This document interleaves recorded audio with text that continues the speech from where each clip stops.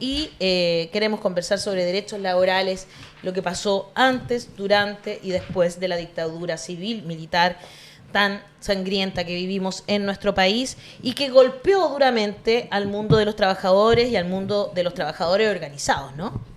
Sí, bueno, primero saludarla a todas y todos.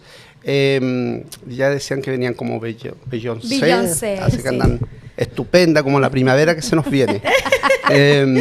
Bueno, primero decir que para las y los trabajadores, Allende es el anhelo de la mayor justicia deseada en una época, y que creo que a 51 años del golpe eso sigue presente en ese anhelo de cambio, de transformación, con las dificultades que tenemos, por cierto, pero si uno mira, observa, no a Allende tan solo como sujeto, como líder, sino a todo ese movimiento social y popular que fue enraizado en ese proceso de la Unidad Popular, donde el sentido más noble que tenía Allende tiene que ver con las y los trabajadores y sus derechos, y donde a la mujer en términos también en ese contexto, la reivindicaba como una sujeta que debía emanciparse, y por tanto muchos de los derechos que ha consagrado en las 40 medidas de Salvador Allende tenía que ver con la infancia, con las mujeres, pero donde las y los trabajadores jugábamos un rol clave. Ese gobierno se sostenía principalmente por el rol de las y los trabajadores en ese proceso histórico, y que terminó dramáticamente el 11 de septiembre. Claro, terminó muy dramáticamente el 11 de septiembre y tenemos varios puntos que me parecen muy interesantes, ir punto por punto tratando. No sé si los viste, Daniel, pero mira, nos mandaron, por ejemplo, las consecuencias que los trabajadores y trabajadoras sufrimos hasta el día de hoy. Primero, el fin de la negociación colectiva por rama. Yo no sé si estaba instalado, estaba en la negociación por rama en el Código del Trabajo de Allende. 70, 73, no, de atrás. ¿Antes? No estoy tan seguro. Lo que pasa es que hay que entender la época, y en general muchos de los derechos eran derechos ganados por consecuencia de la propia lucha social. No necesariamente estaban reglamentados. Eso sí.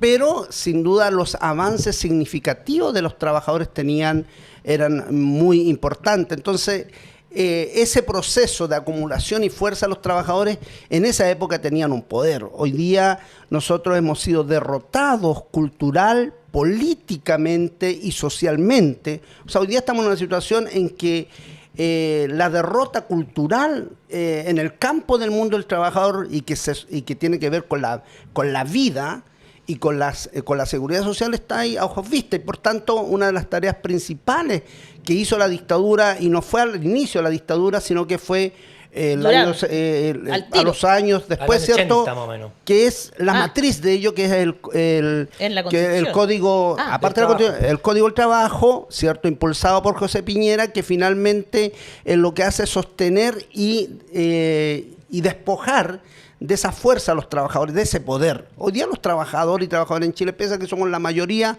no tenemos poder.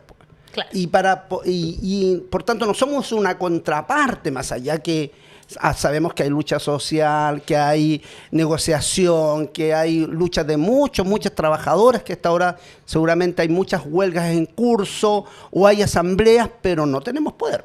Entonces, una de las cuestiones que la dictadura fue implacable, y es su gran triunfo, es despojarnos de ese poder a las y los trabajadores.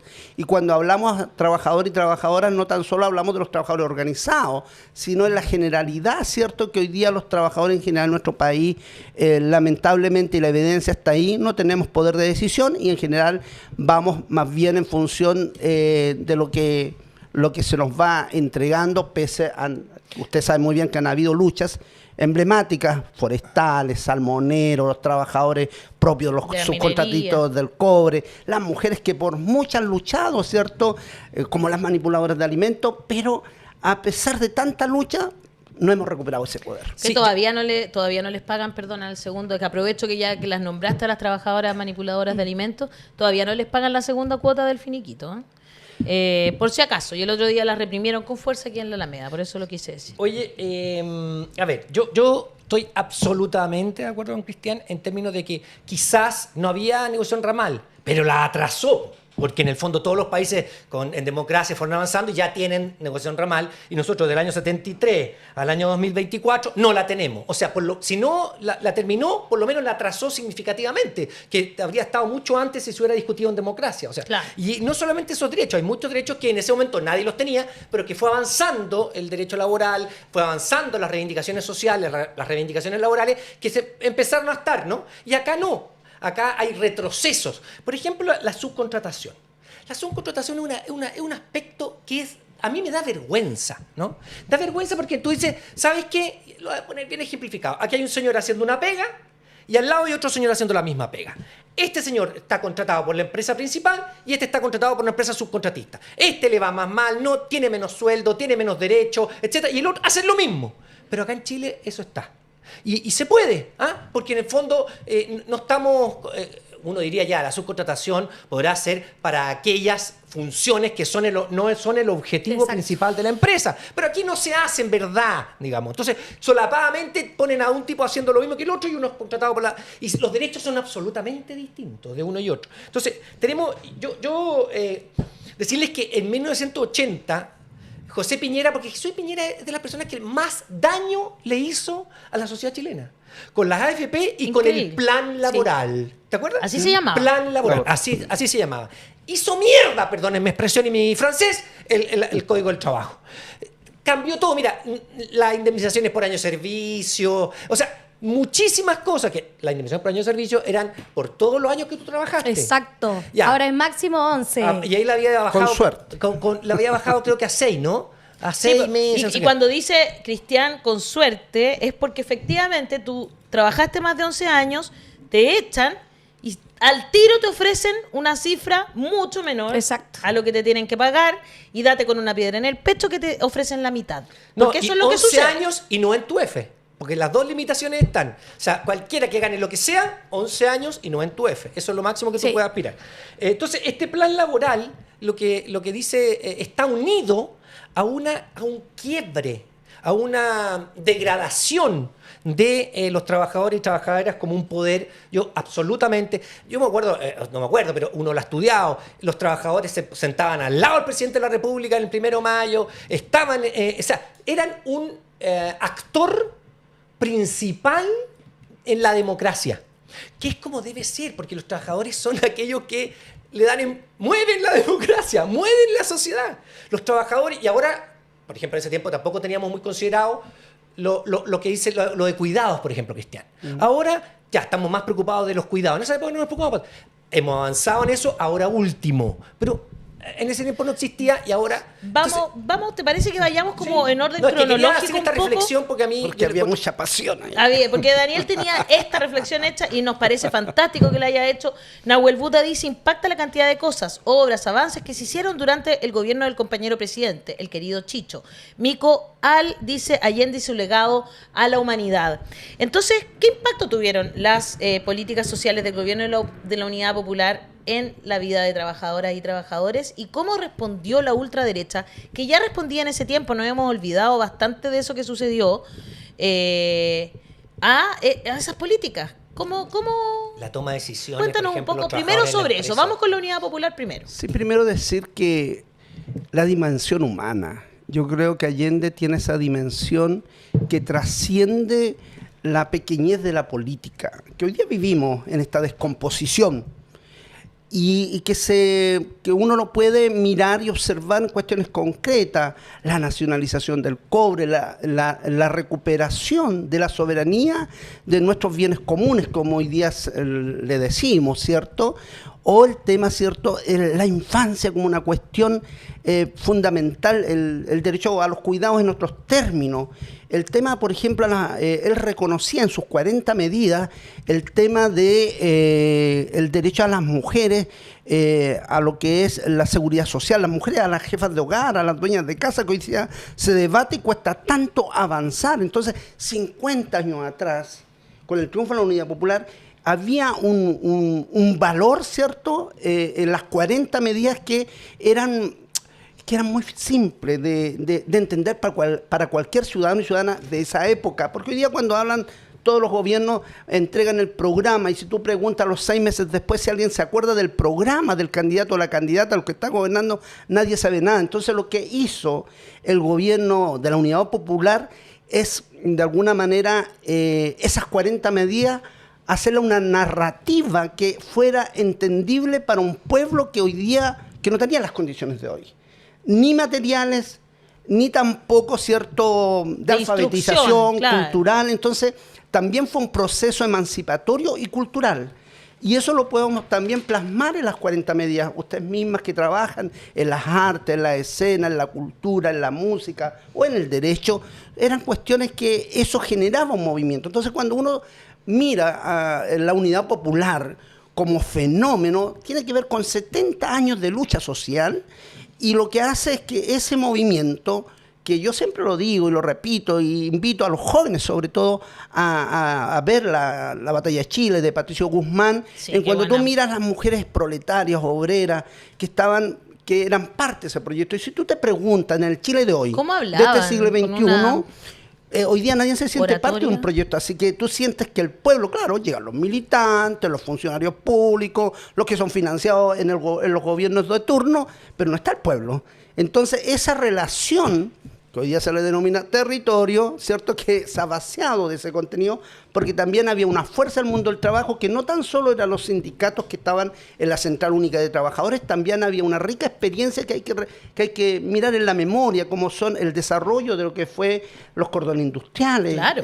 Los cordones industriales como una forma que de alguna manera, un contrapoder que planteaba la autonomía en función del desarrollo y recuperar la producción y que pudiese sostener el gobierno que era asediado por las ultraderechas, que obviamente buscaba, ¿cierto?, su derrocamiento. Entonces los trabajadores buscaron múltiples formas, el campesinado, los trabajadores fabriles, los trabajadores de la educación, en general, de desarrollar eso. Yo que soy mayor que ustedes, yo era niño para la UP. Y yo me recuerdo que yo estaba en la escuela y yo era ir a buscar el... ¿Qué edad tiene usted, Cristian? Yo tengo 57 años. Ya, bueno, ¿ya? 58. Ya, bueno. Pero yo me recuerdo cuando nos entregaban la leche. Yo soy una Lola, no me acuerdo de nada. Ya, nos entregaban la leche y tú la ibas a buscar. Yo nací o tenías, por ejemplo, el centro de atención dental en la población, o iban las compañeras, y nosotros éramos niños.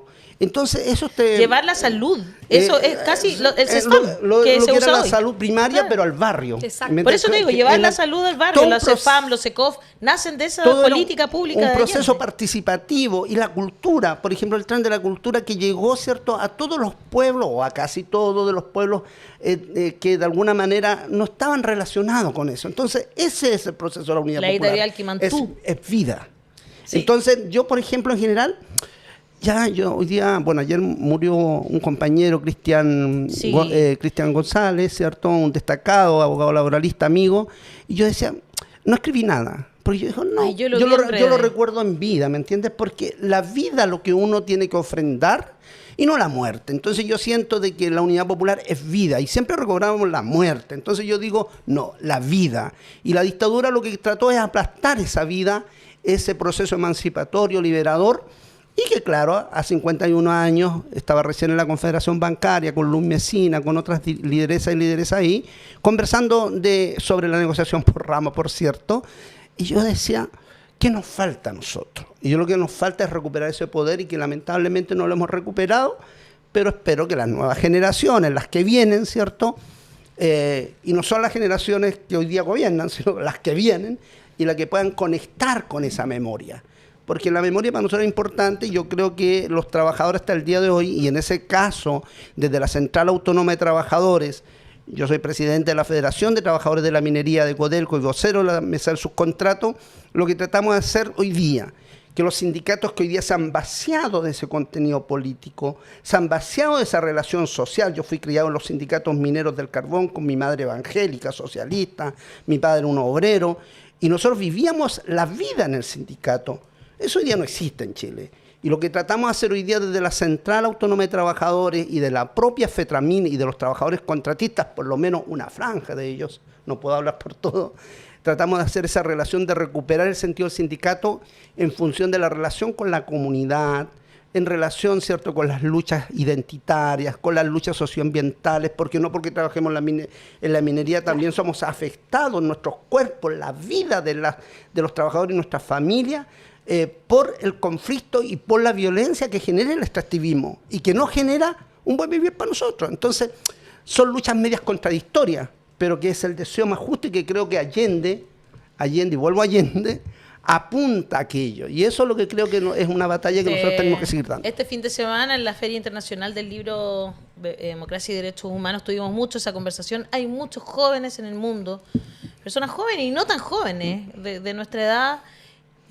Yo voy a cumplir 50. No tan jóvenes, ¿ah? No tan jóvenes, por eso dije jóvenes y no tan jóvenes. Pero somos bellos, bellos. Que admiran mucho la figura de Allende, pero alrededor del mundo. O sea, yo no estoy hablando de chilenas y chilenos, estoy hablando de personas españolas, argentinos, que admiran con muchísimo... ¿Por qué? Porque no tienen ese sesgo que se ha intentado instalar en Chile, de que el gobierno de Allende fue un fracaso. Las políticas públicas de Salvador Allende tuvieron además más adhesión a medida que sucedían durante su gobierno. Entonces, ojo, por favor, que no los convenzan de lo contrario. Rubén Darío dice, 1000 días de alegría, esperanza, cultura, igualdad. De Víctor Jara, dice. El 89, dice Luis Márquez, comencé a trabajar. Lo hice en una gran maestranza y todavía existía una biblioteca técnica al lado. Y hasta el 73 ahí había también una clínica dental gratis para trabajadores y sus familias. Denise dice, mi profesora de matemáticas zurda me exigía un 7. La recuerdo con cariño, dice. Y Gabriel Valdivia dice, que es lamentable que ha permeado la ideología neoliberal en las necesidades y anhelos. Por eso los políticos actuales buscan su bienestar individual. Mira, los sindicatos le cortaron los brazos con esa política. Los despolitizaron, por ley y por constitución los despolitizaron, y además los demonizaron. Claro. O sea, una fue una cosa legal, que los pusieron ahí en la Constitución del 80, que no pueden tener gente tienes que renunciar, o eres político, o eres... Lo que no pasa con los empresarios, que están en todo. Pero los sindicatos, en la parte legal y constitucional, Piñera y Pinochet les dieron. Pero además demonizaron a los sindicatos. Y la gente tenía la idea, no, los sindicatos no son comunistas, no son no sé qué. Corruptos. Entonces demonizaron los sindicatos. Sobre todo corruptos. Y eso ha costado muchísimo. Dos cosas. Uno, hay cientos de plazas y calles con el nombre de Salvador Allende y no hay ninguna plaza por el mundo o calle que lleve el nombre de Pinochet. Ninguna. Sería negacionismo total. Pero claro. Por eso digo, aquellos que dicen, en el mundo hay muchas plazas, muchas calles con el nombre de Salvador Allende y el que más ninguna tiene. con Pinochet. Bueno, de hecho, el pasado 4 de octubre, el municipio, de septiembre, en el municipio de París, hizo un homenaje a Salvador Allende y puso en sus frontis unas fotos, unas gigantografías enormes de Salvador Allende para rendirle homenaje. Sí. Y lo que sí diría yo, que concuerdo contigo y a ver si estás de acuerdo conmigo, los chilenos y chilenas, de una u otra forma, después del estallido y con todo el proceso constitucional, estamos despertando a redescubrir lo que tú decías de los jóvenes y decir sin ningún problema, el neoliberalismo te quita derechos y nos damos los derechos para todos. Yo creo que hay por lo menos que por aquí en la cabeza está eso de que ese tema ya está en la mesa. Yo te voy a decir una cosa, ¿y por qué te lo digo, Cristian? Porque yo era abogado hasta hace, no sé, 7 años y mi socio se dedicaba al derecho de agua y yo lo veía como natural. Al derecho de agua, compraba derechos, vendía derechos. Y yo, bueno, es lo que se dedica. Y hoy día, puta, chuche, ¿qué hace esa weá? No, pues, ¿me entendió, no? Entonces, pero lógico, o sea, alguien que se dedique a vender derechos de agua, eso no está bien. Entonces, yo creo que hemos despertado, quizás un nicho, no sé. Yo prefiero pensar que son muchos más los que están, por lo menos un 38%, ¿no? Que está despertando. Lamento decir que yo tampoco confío tanto en eso. Bueno, pero hubo un 38 que fue firme. Bueno, mira, tú decías de los homenajes, Bernardo decía lo mismo. Por ejemplo, en Barcelona, todos los años, Eulogio Dávalos, que es un músico connotado en nuestro país, poco reconocido en Chile, él organiza todos los años allá el homenaje a Salvador Allende y va mucho pueblo, mucha gente en Barcelona, pero también en las distintas ciudades, Madrid, por decir algunas ciudades, y en toda Europa o en todo el mundo. Mañana van a haber homenaje. Entonces, claro, yo creo que hoy día estamos en una situación que no es tan favorable a nuestras ideas, y cuando digo ideas, más bien estas ideas que nos permitan emanciparnos, liberarnos, de abrazarnos, de querernos. Yo creo que la política tiene que ver con esto, no con ese hedor que hoy día hemos visto esta semana, que quizás para lo que estamos, la política no nos sorprende. Lo veíamos venir. Nosotros viene oliendo mal hace mucho rato. Mucho rato. Entonces, claro, a la gente queda impactada. Pero yo ayer decía, hace unas semanas atrás, hace unos años atrás, nos tenían entretenido con Soquimich, con Penta, con la colusión de los pollos, de las farmacias, claro. Sí. Con todo. Y hoy día nos tienen entretenido con la Vivanco, con el Hormosilla, con los Sauer, es decir, con todos. Con los Chadwick, con los Piñera. ¿Qué va a quedar de eso?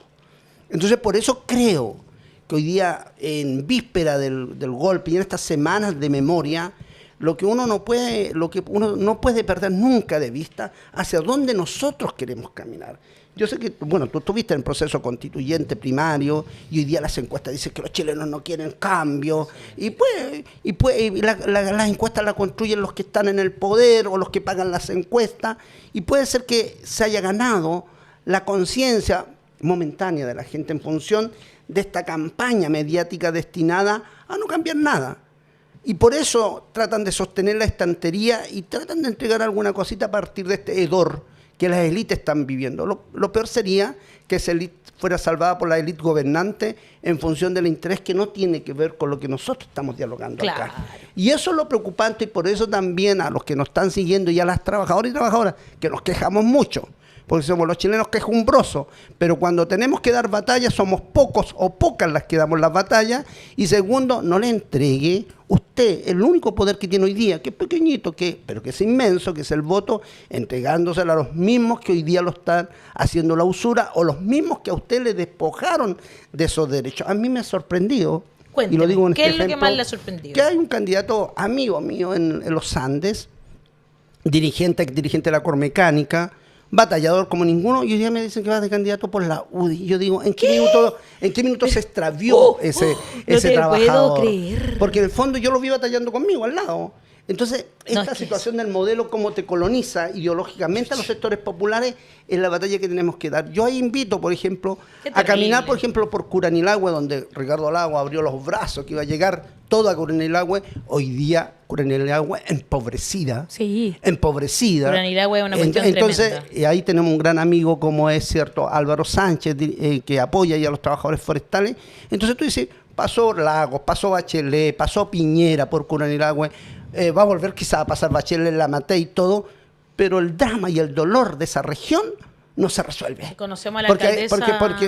Porque los estragos, sí, los estragos que genera este modelo, lo que sostiene este modelo y lo que hizo la dictadura se mantiene. Entonces no importa dejar pueblos con dolores como Tocopilla, como Calama, como Coronel, como Curanilahue, como el otro día estuvimos, por ejemplo, por Calbuco.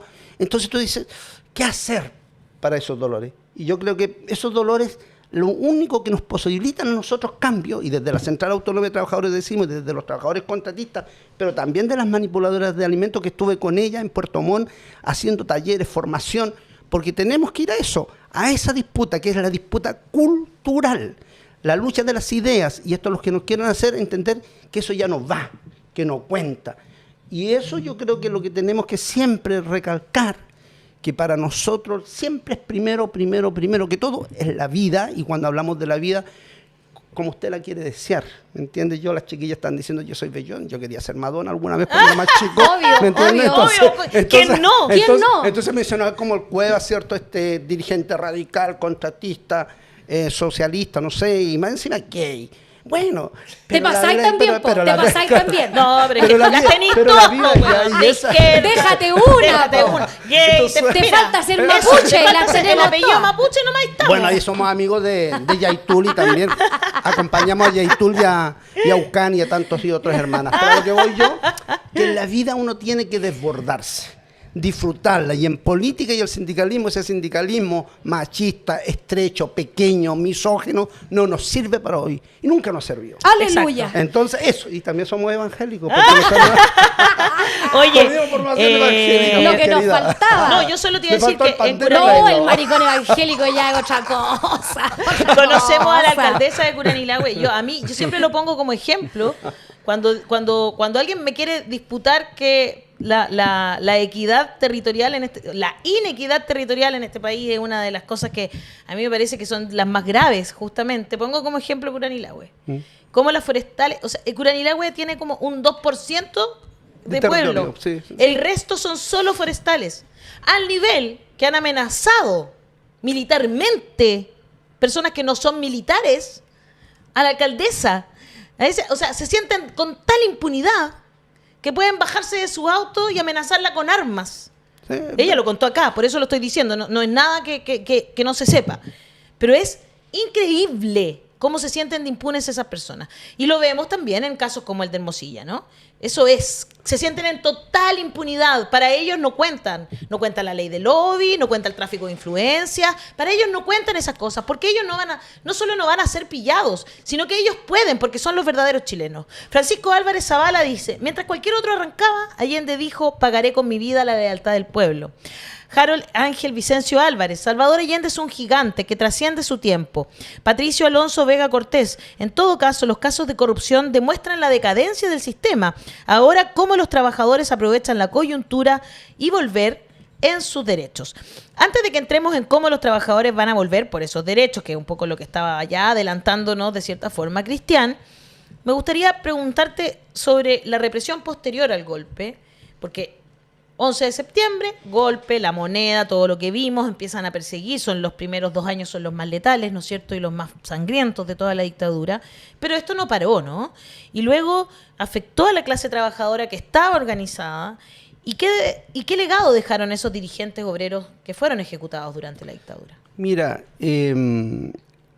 cuando uno hace memoria, y yo ya decía que era niño, tenía 5 o 6 años en esa época, pero una de las cuestiones que la dictadura, para imponer su plan, y que no era una dictadura chilena, sino era la mano del imperialismo, ¿cierto?, y sus aliados nacionales, porque también a veces nos olvidamos cuando dicen: no, si Estados Unidos ya no es el mismo, tenemos que mirar a la Kamala Harris con la idea de esa. No, si el imperialismo sigue siendo el mismo nomás, lo que pasa es que va cambiando como el camaleón, ¿me entiendes?, que nos seduce.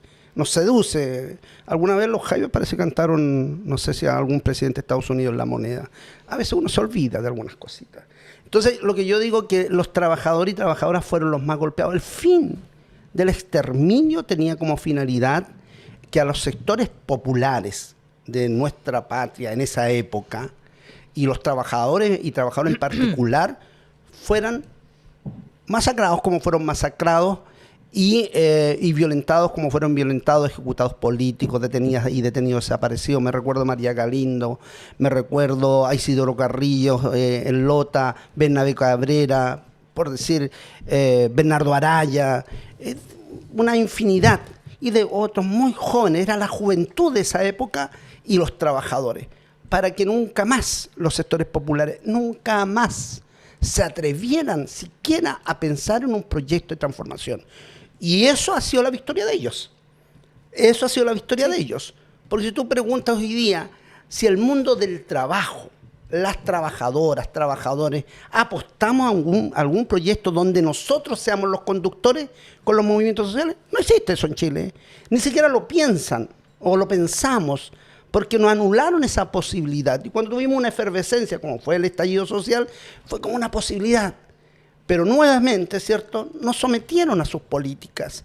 Entonces ahí falta construir esos instrumentos políticos, falta construir esa fuerza, y son, según el informe Rating, 87 dirigentes y dirigentes sindicales, ¿cierto?, son parte de esa nómina. Según la información recabada por las organizaciones sindicales, la Central Autónoma, la CUT, la CAT y otros, son más de 360 dirigentes sindicales que fueron masacrados en tiempo de la dictadura.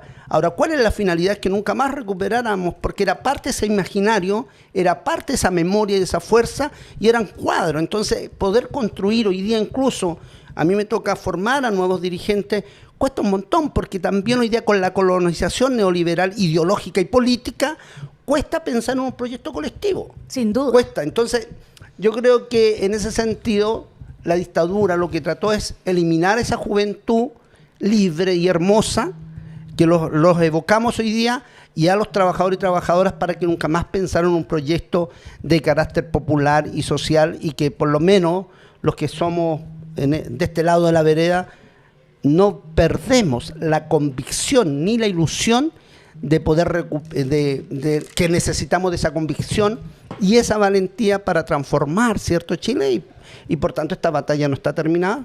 Son pequeños retrocesos, pero que en la vida, y siempre yo recuerdo esto que me dice mi amigo Hernán Lago, el universo es tan grande y nuestro espacio en este universo es tan pequeño que por tanto no nos frustremos a estos derrotas o estos episodios que tenemos que a veces nos generan un desánimo, ¿cierto? Y que lo hemos vivido, pero que eso no sea lo que finalmente determine el no seguir luchando.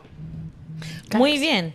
Me gusta mucho. Daniel, tienes que salir de inmediato. Vaya nomás. Tiene una reunión a las 12:45. Vaya nomás. Para que no se vea extraño que salga Daniel. Tienes 4 minutos, así que corre.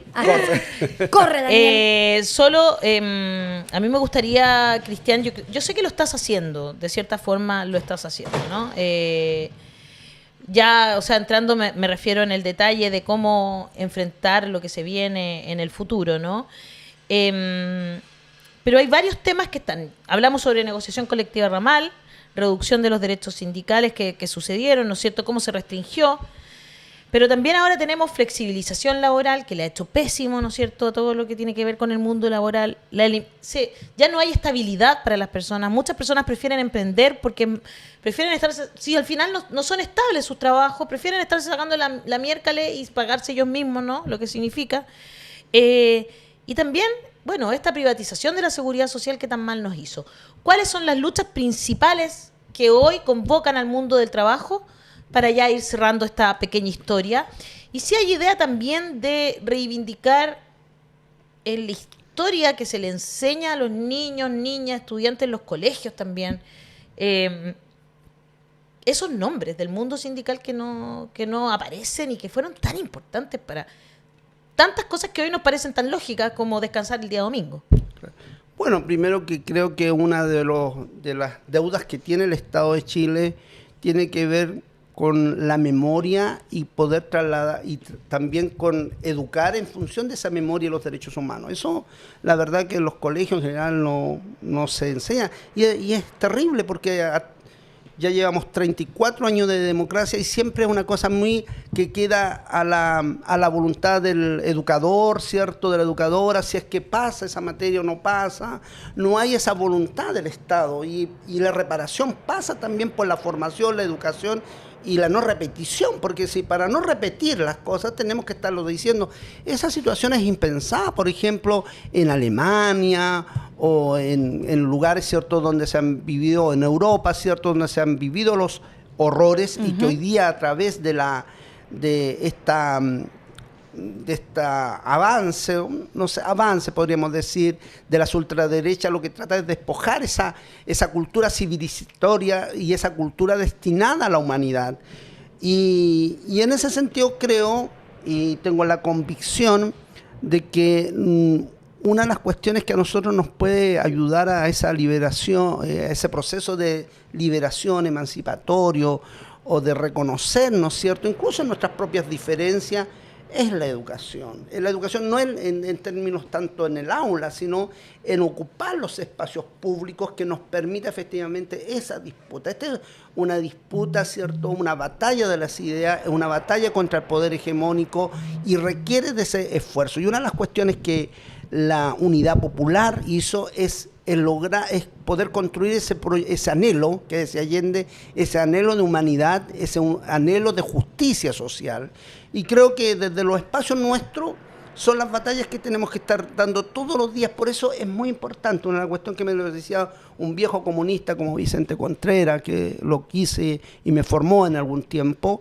Él me decía, mire compañero Cueva, usted como dirigente nacional tiene que recorrer el país, y cuando vaya a Arica, Iquique, Antofagasta, Tocopilla, cualquier ciudad en el sur del país, los líderes sindicales o sociales lo que tienen que hacer, no tan solo ir al sindicato, sino también aprovechar esos pocos recursos que tenemos para también caminar por esos pueblos y poder contribuir al fortalecimiento de ese campo social y popular. Yo creo que de mi punto de vista son cuestiones que tenemos pendientes, pero lo más digno sería lo correcto para nosotros es poder, cierto, que nuestro país, que nuestros niños, nuestras niñas conozcan de esa rica memoria, que conozcan de las 40 medidas de Allende, que la Carla Rellich hace unos años atrás transformó en poesía, en música, en danza las 40 medidas de Allende, y hacerlo en simple, como hay que hacerlo hoy día, ¿cierto? Pero para que también poder convocar y movilizar, ¿cierto? A tantos y tantos que hoy día miran con distancia y piensan que es una cosa del pasado.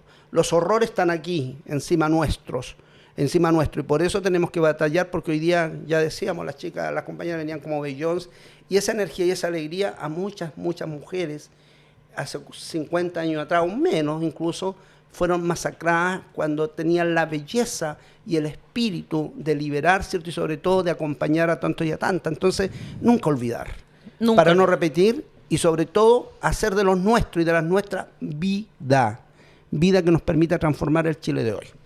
Camilo Fuenzalía dice, me duele ver cómo este modelo penetró culturalmente en Chile al punto de que hasta los viejos izquierdistas del pasado se volvieron neoliberales.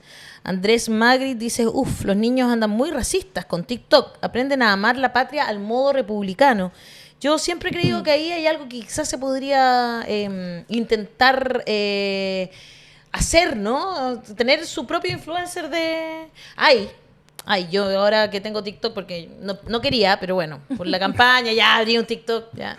Yo tampoco he abierto. Todavía no entiendo mucho el lenguaje, voy a decir la verdad. Me cuesta porque me tira esas cosas fascistas que detesto. O mucha cosa como muy frívola que no tengo ganas de ver, digamos. Tienes que usarlo más para que tu algoritmo te muestre aquello que sí te gusta. Ya me está empezando a mostrar lo que sí me gusta, y me han llegado algunas historias, por ejemplo, gente que se dedica a divulgar la historia de una muy buena manera, la historia sindicalista también, me ha tocado verla. ¿Hay una idea? Mira, yo comparto plenamente. Yo tampoco tengo TikTok, pero no tengo porque más bien era esos miedos cómo enfrentar, ¿cierto?, ese espacio. Yo creo que he aprendido con los años que por salud mental, la verdad que no contesto. Yo soy, lamentablemente, no contesto nada. Soy periodista, no puedo. Pero lo que te iba a decir lo siguiente, hay una de las cuestiones, alguien lo decía, que esta deshumanización que estamos viviendo, esta crisis civilizatoria que estamos viviendo, requiere también de mirar, por ejemplo, y el mundo del trabajo tiene que mirarlo, la migración, ¿cierto? La migración que también impacta a nuestro país y que tiene que ver con estos desplazamientos humanos que genera el propio capitalismo feroz, agresivo y violento, y todo lo que viven nuestros pueblos. O sea, cuando tú dices de El Salvador, de Nicaragua, de todo el mundo, se desplazan por miles, ¿cierto?, a Estados Unidos, hacia Europa, o vienen para acá, o el Mediterráneo se transforma en una fosa común de cientos de niños y niñas, o las guerras que atacan y mancillan a nuestros pueblos, ¿para qué decir Gaza o África? Entonces, los trabajadores y las trabajadoras tenemos que tener una convicción internacionalista, mirar, ¿cierto?, más allá de nuestras fronteras, porque como nosotros aquí se nos ha instalado esa idea del racismo, la xenofobia hacia el otro, la otra, tenemos que mirar cuántos miles y miles de chilenos, millones de chilenos están fuera de nuestras fronteras que viven esos mismos dolores en Europa, en América. Entonces el problema no es de la humanidad, es un problema nuestro. Y en ese sentido tenemos que ser las y los trabajadores los que logremos nuevamente recuperar ese sentido de transformación y de solidaridad internacional. Me lo decía un viejo alemán, me decía, Cueva, solidaridad internacional, gritamos en el golpe, cuando vino el golpe. Y esa solidaridad internacional nosotros tenemos que permear y que el distinto, el diferente a nosotros no sea la forma de relacionarnos o de alguna manera, ¿cierto?, de no pensar en la humanidad. Y esa misma situación lo vivimos nosotros con nuestros pueblos que, yo lo digo un ejemplo. Hace años yo voy a Calama siempre y unos compañeros me decían, compañero Cuevas, tiene que echar a los colombianos, a los peruanos, a los bolivianos. Y yo lo miraba, tú has mirado, tienes el mismo rostro de este hermano Aymara. Son la misma raza. Entonces, porque al final la explotación no distingue color ni raza. Cuando hace 100 años atrás, con la matanza de Santa María de Iquique, murieron obreros, mujeres, bolivianas, argentinos, peruanos, chilenos, no hizo una distinción de origen. El capital es feroz. Y en ese sentido, nosotros, los trabajadores y trabajadoras, no podemos perder esa esencia. Y por tanto, abocarnos a la migración es una tarea importante, porque tú lo decías breve, quiero terminar con esto, el tema de la precarización, o por qué hay tantos trabajadores por cuenta propia o pequeños comerciantes que en el fondo dicen, entre estar en un trabajo formal que voy a ganar 500 lucas, sacándome la cresta, como pasa en Codelco, entonces dice, mejor trabajo, me levanto a las 12 del día y gano las mismas 500 lucas. Entonces, lo que no aborda el ministro Marcel o los gobiernos es por qué se genera esa desigualdad y por qué finalmente la gente no va a los trabajos formales. Y espérate tener más de 50 años. Espérate tener más de 50 años porque no encontráis trabajo ni por casualidad. Oye, sí, lo que sí nos parece muy triste y la verdad lo quiero decir también, nuestro público lo está comentando. José Gómez dice, ahora están pasando los aviones de milicos por el centro, qué mal. Veroíla dice, esos ruidos nos causan recuerdos malos, no me interesa la parada militar. Puchascuay dice, la Fuerza Aérea volando sobre Santiago un día antes del 11. Sí. Lo estamos escuchando y se escuchó al aire. Sí. Entonces, por eso quería nombrarlo, me parece que es importante comentarlo, porque la verdad, o sea, les falta pasar mañana en la mañana podrían haber ensayado Fuerza Aérea. Después, pues. Podrían haber ensayado antes, después, pero no el 10 de septiembre. Yo personalmente, y me hago cargo de mis palabras, nunca creo que esto sea casual. Hay cosas que se llaman provocación. Sí. En fin. Ya, señores, con eso terminamos el programa del día de hoy. Muchas gracias, Cristian. Estuvo muy interesante la conversación. Uno de los grandes temas de nuestra democracia ha sido la ausencia de pluralismo y de diversidad en los medios de comunicación. Cuando uno ve muchos medios y periodistas, que agachan la cabeza, es penoso. Ustedes tienen una audiencia que no es la audiencia tradicional, que yo siento que necesita saber el Chile que tenemos. El que exista medios, espacios como la voz de los que sobran. No de los que sobran, la voz de los que dicen la verdad y que luchan por la justicia. No solo es importante, sino efectivamente contribuye a fortalecer nuestra democracia. Y sigan siendo los periodistas que son valientes, corajudos, no teniéndole miedo a enfrentarse a los poderosos. Aporta y hazte parte de la comunidad con este link que está en la descripción.